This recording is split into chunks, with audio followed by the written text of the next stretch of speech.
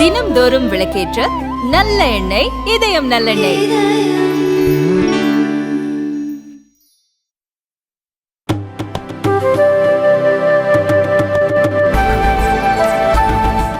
ஒவ்வொரு பகுதியாக முன்னாடி சொல்ல வேலையை தொடங்கிட்டு வராங்க. இப்போ மொத்தமாக அறிவிக்கல, மொத்தமாக பெரிய கூட்டம் போட்டு அறிவிப்போம்.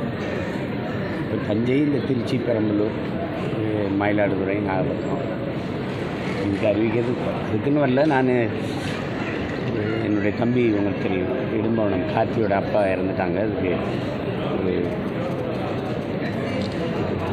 படத்திறப்புக்கு வரேன், அதுக்கு போகிறேன். அதோடு சேர்த்து இது சொல்லிட்டா நமக்கு நேரம் இல்லை, இங்கே வேலை செஞ்சுட்டு இருப்பாங்க, மற்ற பக்கம் நம்ம போகலாம். அதுக்காக தான் வர தேர்தலில் போட்டியில் வாய்ப்பு இருக்காது. நான் போடல, அந்த மாதிரி என்ன இருக்குது தொண்டர்கள்லாம் சொல்கிறாங்க. அப்படி இல்லை. முதல்ல ஒன்று தெரிஞ்சுக்கணும், நான் இந்த மண்ணுக்கு மக்களுக்குமான கட்சி தலைவர், இப்போ ஆளு. அப்படிங்கும்போது என்னுடைய பிரதிநிதிகள் என் தம்பி தங்கைகள் போய் அங்கே பேசுவாங்க. அது நான் இங்கே தான் நின்று வேலை செய்யணும். கடந்த காலத்தில் என் முன்னோர்கள் செய்த தவறு எனக்கு படிப்பினேன். இப்போ உதாரணமாக நான் ஒன்று சொல்கிறேன். எங்கள் அண்ணன் இருக்காங்கல்ல, வைக்கோங்க, அவங்க இந்திய இந்த ஒன்றிய பாராளுமன்றத்துக்குள் பேசிய பேச்சை இங்கே சட்டமன்ற உறுப்பினராக சட்டசபைக்கிட்ட பேசியிருந்தா அவர்களை மிஞ்சிற தலைவரே இருந்தது. அவர் தொடர்ச்சியாக இங்கே கட்சி இருக்கும்போது மத்தியில் போய் அங்கே போய் பேசுனதுனால இங்கே கட்சி பெரிய அளவுக்கு உயராமல் போயிடுச்சு. அவர் மட்டும் சட்டசபைக்கிட்ட பேசியிருந்தால் நீங்கள் கற்பனை பண்ணி பாருங்க, அவரை மிஞ்சிய தலைவரோ இருந்துருங்க. இப்போ அதெல்லாம் நமக்கு ஒரு படிப்புனே இருக்குது. இங்கே போய் ஒன்றும் என் தம்பி தங்கைகள் போய் அங்கே எப்படி பேசுகிறாங்கன்னு மட்டும் பாருங்க. வேட்பாளர் அறிமுகத்தில் சாதி வாரியாக நீங்கள் உள்ள கட்சி சார்பாக சாதி வாரியாக தானே பண்ணுவோம். சாதி வாரி கணக்கெடுப்பீங்க எனக்கு சொன்னாங்க. சாதி இப்போ நீங்கள் நான் ஒரு டாக்டர், நீங்கள் வரீங்க, என்ன செய்யுதுன்னு கேட்கணும்ல. இந்த இதான் மாத்திரை சாப்பிட்டு போகிறேன்னா செத்து பேர் மாட்டில்ல. நான் சமூக மருத்துவம் செய்கிறேன், அவர் உடற்கூறு மருத்துவம் செய்கிறாரு. அது தேக நலனுக்கு, தேச நலனுக்கு. காலங்காலமாக எங்கிட்ட முடிதிருத்துறவனுக்கும் வண்ணாருக்கும் குயவருக்கும் குறவருக்கும் நீங்கள் சீட் கொடுத்துருக்கீங்களா? யாராவது சட்டசபையில் ஒரு சட்டமன்ற உறுப்பினர் பார்த்துருக்கீங்களா? அப்புறம் ஆதி தமிழ் குடி அவனை நான் அங்கீகரிக்காமல் அப்புறம் தமிழர்னு கட்சி வச்சுக்கிட்டு தமிழ் தேசியம் வச்சுட்டு இருக்கணும். குறவருக்கு சீட்டு கொடுத்துருக்கேன். நீ ஆதி தமிழ் குடி கொடுத்துருக்கேன், அவன் தானே ஆதி தாய் குடி, அவனுக்கு கொடுத்துருக்கிய. அப்புறம் என் இனம் சாராத எத்தனை பேர் அமைச்சராக இருக்கேன் இந்த சபைக்குள்ளே? எங்கே இருக்கான்? முடிதிருத்துற மருத்துவ குலத்தை சேர்ந்தவன் இருக்கிறான், உள்ளே இருக்கான்னா நீங்கள் சொல்லுங்கங்க. கேட்குறதுக்கு பதில் சொல்லுங்கள். இது சம்மந்தமாக நிர்வாகி கேட்குறதுக்கு பதில் சொல்லுங்கள். இருக்கா தேவேந்திரருக்கு இங்கே ஆதி தமிழ் குடி பறையருக்கும் அரசியல் சாசனம் கொடுத்த அங்கீகாரம். நீ என்ன கொடுத்துருக்க? தனி தொகுதி ஒதுக்கப்படலைன்னா இந்த கட்சிகள் கொடுக்குமா? யாராவது மனச்சான்றோட சொல்லுங்கள். பிறகு கேட்கணுங்க, நீ யாருன்னு கேட்கணும். அதுக்கு தானே வச்சுருக்கேன். நீனு நான் வண்ணார் அப்படின்னு சொன்னால் இவன் அங்கீகரிக்கப்படலை. அதுலேயும் புதர வண்ணார் இருக்கான். கவுண்டரில் குறும்ப கவுண்டர் இருக்கான்ல, வேட்டுவ கவுண்டரை நீ அங்கீகரிக்கிறியா? முதல்ல வெள்ளாள கவுண்டருக்கு இருக்கிற மதிப்பு ஆடு மேய்க்கிற குறும்ப கவுண்டர் கொடுத்துருக்கிய. அப்புறம் தெரிஞ்சாதே இதில் யார் நிராகரிக்கப்பட்டிருக்கான்? அரசியல் அதிகாரம் இல்லாமல், அங்கீகாரம் இல்லாமல் கீழே கிடக்கிற தமிழ்ச்சமல் தாழ கிடப்போரை தற்காத்து நிற்பதே தர்மம்ங்கிறாரு எங்கள் தாத்தா வைகுந்தர். உங்களுக்கு உலகத்திலே உயர்ந்த மனிதன் யாருன்னா கீழே விழுந்து கிடக்கிறவனை தூக்குறதுக்கு எவன் குனிகிறானோ அவன் தாண்டா உயர்ந்த மனிதனுங்கிறான். அரசியல் அங்கீகாரமே இல்லாமல் நிராகரிக்கப்பட்டு கிடக்கிற தமிழ் சமூக மக்களை முன்னேற்றாமல் அப்புறம் என்ன புரட்சி இருக்குது? அப்புறம் என்ன சமூக மாறுதல், சமூக நீதி இருக்குது? அப்புறம் நீங்கள் குடிவாரி கணக்கெடுப்பு எதுக்கு எடுக்க சொல்கிறோம்? யார் நிராகரிச்சிருக்கா? இப்போ இடஒதுக்கீடுன்னு முறை எதுக்கு வந்தது சொல்லுங்கள்? நீங்கள் படித்த அறிஞர்கள் தானே. எதுக்கு இடஒதுக்கீடு முறை வந்தது? எதுக்கு வந்தது? நான் பெற்ற தாய் 5 பிள்ளையை பெற்றிருக்கேன்னா எவன் சவள பிள்ளையா ஒரு ரொம்ப நோஞ்சனாக இருக்குன்னா அவனுக்கு கூட ஒரு வாய் சோறு விட்டுவேன். அது தாயின் அன்பு. அது மாதிரி தான் இந்த இடஒதுக்கீடு. எவன் காலங்காலமாக நிராகரிக்கப்பட்டிருக்கான், கல்வி மறுக்கப்பட்டிருக்கு, வேலை வாய்ப்பில் மறுக்கப்பட்டிருக்கு, அரசியல் அதிகாரத்தில் அவனுக்கு இடம் இல்லை, அவனுக்கு தேடி தேடி கொடுக்குறது தான் இடஒதுக்கீடு. அதானே நாடு, அதானே மக்களாட்சி, அதானே ஜனநாயகம். அது இல்லாமல் என்ன கேட்குறீங்கன்னா கேட்டு தான் செய்கிறோம். இந்த கட்சியில் எத்தனை பேர் முத்திரையருக்கு இடம் கொடுக்குது? நீ தனியாக சாதிக்கு கட்சி வச்சா சீட்டு கொடுப்ப, உடையாருக்கு கொடுப்ப, புரியுதா? தேவேந்திரருக்கு கொடுப்ப, கொங்கு வேளாள கவுண்டர் குழு. ஒரே ஒரு வார்த்தை இருங்க, அமைதியாக இருங்க. நீங்கள் பேசாதீங்க. நீங்கள் அப்போது அது வந்து இல்லாமல் பொதுவான ஒரு அமைப்பு யார் கொடுக்குறாங்க? அதை பார்க்கணும்ல. நீங்கள் வேறு ஸ்கேலுங்க சார். இப்போ ராகுல் காந்தி சொல்லியிருக்காரு சாதி வாரி கணக்கு. அவர் என்ன நேற்று கட்சி ஆரம்பித்தாரா? இவ்வளோ நாள் என்ன ஆழ்நிலை தியானத்தில் கோமாவில் இருந்தாரா? நினைவற்ற நிலையில் படுத்திருந்தில்ல? இந்த நாடு விடுதலை பெற்ற காலத்தில் அரை நூற்றாண்டு அந்த நாட்டை ஆண்டது யார்? கேள்விக்கு பதில் சொல்லுங்கள். ஆண்டது யார்? உங்கள் தாத்தா, உங்கள் பாட்டி, உங்கள் அப்பா, அப்புறம் நீங்கள். இவ்வளோ நாள் என்ன பண்ணிகிட்டு இருந்தீங்க? என்னமோ இப்போ தான் அரை மயக்கத்திலேருந்து எழுந்த மாதிரி எல்லாம் பேசிட்டுருக்கிறீங்க. அதுவும் தேர்தல் வரும்போது எங்கள் மேலே பாசம் வருது, மீனவர் பாசம் வருது, விவசாயி மேலே பாசம் வருது. எல்லாம் நாடகங்கள். நீ என்ன போயிட்டுருக்கிறீங்க? வேஷத்தை எத்தனை நாளைக்கு போடுவீங்க? இதெல்லாம் ராமேஸ்வரம் மீனவர்கள் வந்து தொடர்ந்து தாக்கப்பட்டு வராங்க. அவங்கள படகுகள் பறிமுதல் செய்கிறாங்க. இது சம்மந்தமாக திமுக ஆட்சி வந்த உடனே நாங்கள் எல்லாத்தையும் எந்த ஆட்சி செய்யும்? யாருமே செய்யல. அது சம்மந்தம் எந்த ஆட்சி செய்யும்? உங்களிலேருந்து எந்த ஆட்சி செய்யும்? மாநில உரிமை, அதற்கான ஐயா ஸ்டாலின் அவர்களின் முழக்கம். ஜனநாயக இது பாசிசம் வீழட்டும், இந்தியா வாழட்டும்னு. இந்தியாவை வாழ வைக்க கிளம்பியிருக்காங்க. இப்போ தான் வாக்கு செலுத்தி ஆளை வச்ச எங்களை வாழ வைக்கல. இவர்கள் தான் எல்லை தாண்டி போனால் பேராசைப்பட்டு போகிறாங்கன்னு சொன்னவர் தான் அவங்க அப்பா தலைவர். கேரளாவில் எல்லை தாண்டி போகிறானா இல்லையா? கேரள மீனவன் எல்லை தாண்டி போகிறானா இல்லையா? இது கேள்வி. ஏன் அவன் படகு பறிக்கலை? ஏன் அவன் வலையை கிழிக்கலை? ஏன் அவனை சிறைப்பிடிச்சு உள்ளே வைக்கலை? ஏன் அவனை துப்பாக்கி வச்சு சுடலை? ஏன்னா அவனுக்கு பெற்றவனே அப்பனாக இருக்கான். அவன் மண்ணின் மகனே ஆண் மகன் உட்காந்து ஆள்றான். எங்களுக்கு மற்றவனே 50 வருஷமாக இருக்கான். பிரச்சனை தான். சரி, நான் நாற்காலியில் உட்கார்ந்தவருக்கு தொற்ற சொல்ல ஒரு தடவை, ஒரே ஒரு தடவை என் மீனவனை கைது பண்ணி வச்சுருவோம். காலையில் கையெழுத்து போட்டு பதவி விலைக்கு போயிடுறேன். தொட சொல்லுங்கள். அவனுக்கு தெரியும். அதுக்கு வேறு மாதிரி விளையாடணும்ல.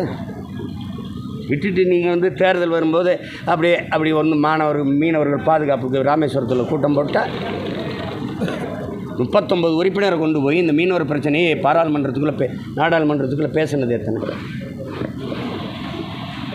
உங்கள் ஆட்சி காலத்தில் நீங்கள் காங்கிரஸோட கூட்டணி வச்சு ஆளும்போது மீனவர்கள் சுட்டு கொல்லப்பட்டாங்களா இல்லையா? அப்போல்லாம் என்ன பண்ணிட்டு இருந்தீங்க? வேறு ஏதாவது கேளுங்க. காங்கிரஸ் சிட்டிங் எம்எல்ஏ பிஜேபிக்கு போயிருக்காங்க. அதை நீங்கள் அதை எப்படி பார்க்குறீங்க? விஜயதாரன் போகணும்னு தோணியிருக்கு, போயிருக்காங்க. இல்லை, இவ்வளோ நாள் 32 வருஷமாக காங்கிரஸில் இருந்து திடீர்னு போயிருக்காங்க. காரணம் என்னவா இருக்குன்னு நினைக்கிறேன். இனி காங்கிரஸே இருக்காது. அது இருந்து பயன் இல்லை. ஒரு வேளை இங்கே போய் ஏதாவது போய் ஒன்று நினச்சிருக்கலாம். வருகின்ற தேர்தல் அவங்களாவது காங்கிரஸாவது மதித்து 3 தடவை வாய்ப்பு கொடுத்துச்சு. இந்த பாரதிய ஜனதா மாதிரி கட்சிகள்லாம் சேர அன்னைக்கு செய்தி, அதுக்கப்புறம் செத்தா கூட செய்தி வருமானு தெரியாது. உங்களுக்கு தெரியும்னு நினைக்கிறேன். இதுவாது 3 தடவை தொடர்ச்சியாக வாய்ப்பு கொடுத்துச்சு. வருகிற பாராளுமன்ற தேர்தல் எப்படி இருக்கும்? அது சம்பந்தமாக உங்களோட கருத்து எப்படி இருக்கும்? எப்பவும் போல் இருக்கும்.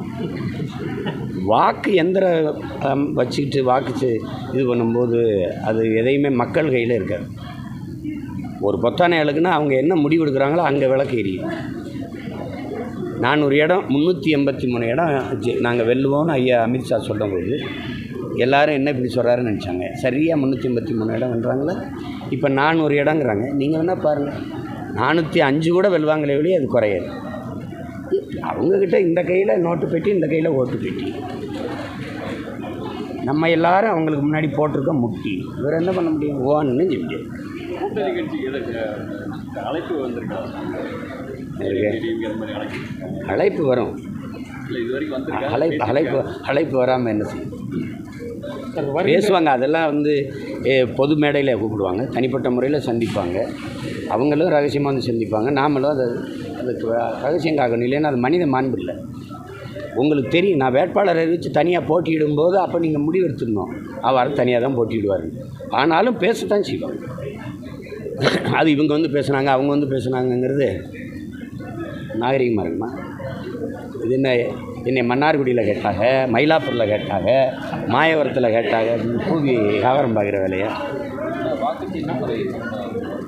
இதுதான் இப்போ பேசணும். வாக்குச்சீட்டு முறையை அறிவார்ந்த பெருமக்கள் இந்த நாடங்களும் ஆங்காங்கே தன்னார்வ அமைப்புகள் தேர்தல் ஆணையத்துக்கு முன்பு கூட போராடி எங்களை சுட்டு கூட கொல்லுன்னு சொல்லி போராடினதில் தலைமை தேர்தல் அதிகாரியே சொல்கிறார், ஓய்வு பெற்றவர்.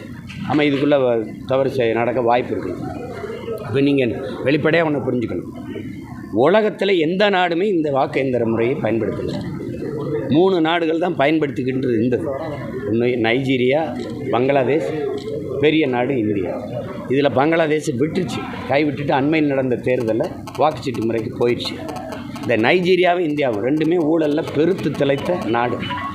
இந்த வாக்கு எந்திரத்தை நமக்கு தயாரித்து தர்ற மைக்ரோ எலக்ட்ரானிக் சிப்புங்கிற ஜப்பான் நிறுவனம் அதான் தயாரித்து தருது. இந்தியன் எலக்ட்ரானிக் கார்பரேஷன் சேர்ந்து தயாரிக்கிறாங்க. ஆனால் ஜப்பானே நமக்கு தயாரித்து தர்ற நாடே பயன்படுத்துறதில்லை. ரஷ்யா பயன்படுத்துறதில்லை, சீனா பயன்படுத்துறதில்லை, அமெரிக்கா பயன்படுத்துறதில்லை. 50 மாகாணங்கள், 50 மாகாணத்துக்கு 50 நேரம் வித்தியாசம் இருக்குது. அது 10 நாள், 10:15, 10:30, 11 இப்படி அவனே காலையில் ஆரம்பித்து இரவில் மாலையில் முடித்து எண்ணி கைகிட்டே எண்ணி வந்தால் அமெரிக்கன் பிரசிடெண்ட்டுன்னு இந்த பொழுது முடிஞ்சு அடுத்த பொழுது கிளம்புறதுக்குள்ளே சொல்லிடலாம், நீ உரையாற்று, நீ தான் அமெரிக்கன் பிரசிடெண்ட்டுன்னு. அவனே டிஜிட்டல்னு பீத்திக்கிறல, நீங்கள் எண்ணியல் இந்தியான்னு பீத்துறீங்க. அப்படியே டெவலப்புங்கிறீங்க, டிஜிட்டலுங்கிறீங்க, தட்டினா கடகடான்னு சொல்ல போகுது. நீங்கள் பாருங்கள், இந்த வாக்குப்பதிவு முடிஞ்சு இப்போ 40 நாளைக்கு குறையாமல் பெட்டி பள்ளிக்கூடத்தில் பூட்டி கிடக்குமா கிடக்கு. புரியுதா? இதில் ஒரே நாடு, ஒரே தேர்தல், எத்தனை தேர்தல் இருந்தாலும் பெட்டியை பூட்டி தானே வைப்பீங்க.